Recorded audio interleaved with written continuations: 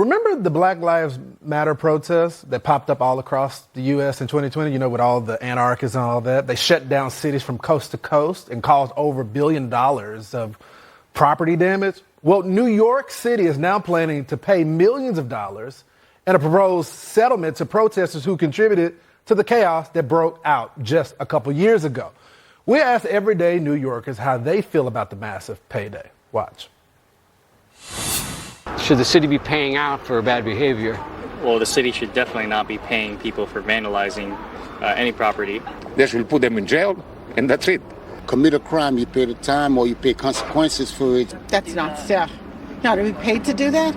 Really? We were brought up, you go to jail, you do stuff like that. Goodbye, that's it. We are going back in time. Looks like we are in the medieval times again. Someone is getting paid for, doing dishonorable things. Do you think it encourages bad behavior?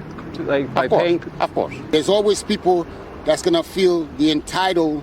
They're allowed to do wrong. It encourages other people to do bad things, and so the city will pay for them. It's going to cost $6 to $8 million. Oh, yeah, that's just money we have in our pocket, I guess.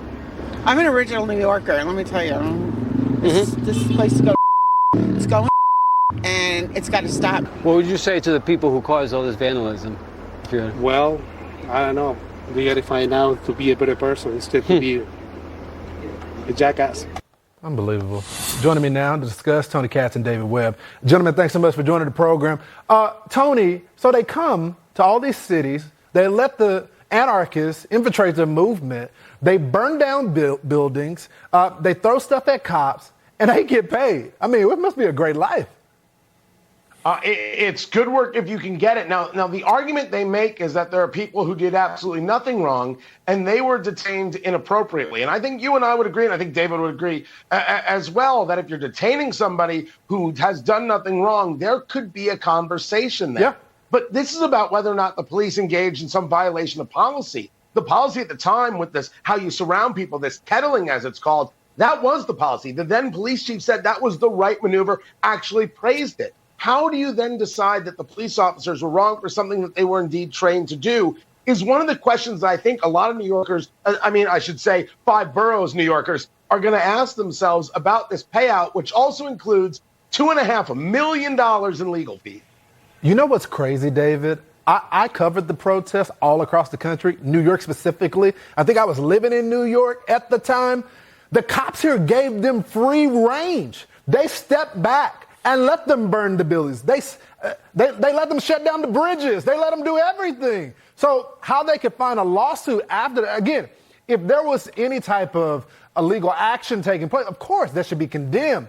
But a lot of times there were these crowds. You didn't know who was throwing the rocks or anything. And so they would detain the entire group until they could sort it out. What's your take on this? Well, let's take Tony's points and then take the what's missing approach. Officers have not been charged, to the best of my knowledge, and I've done some digging on this, specifically with crimes against these people related to their settlement. So that's a problem.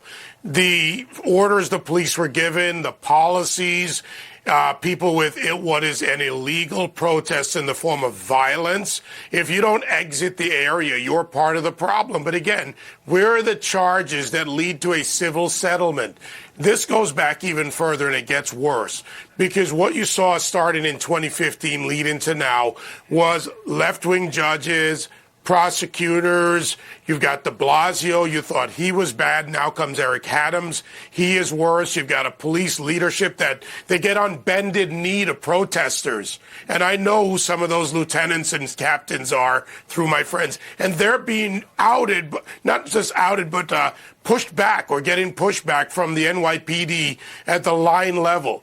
They are sick of this. The citizens are paying the price. The taxpayers are paying the price. All those people you showed, if they pay taxes, if they own a bodega, they're paying for this, for these millions of dollars. Tony, I guess my point is cops all over, especially in New York, they have a recruitment problem. I don't see this helping the recruitment. I just don't see it. Well, of course not, because what you're witnessing, and I think what we're all witnessing, it's a rational conversation.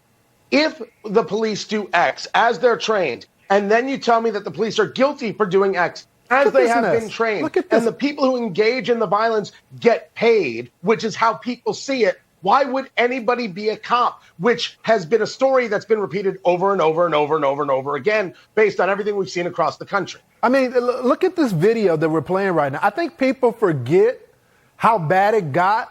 Look at these cars. These are police cars on fire.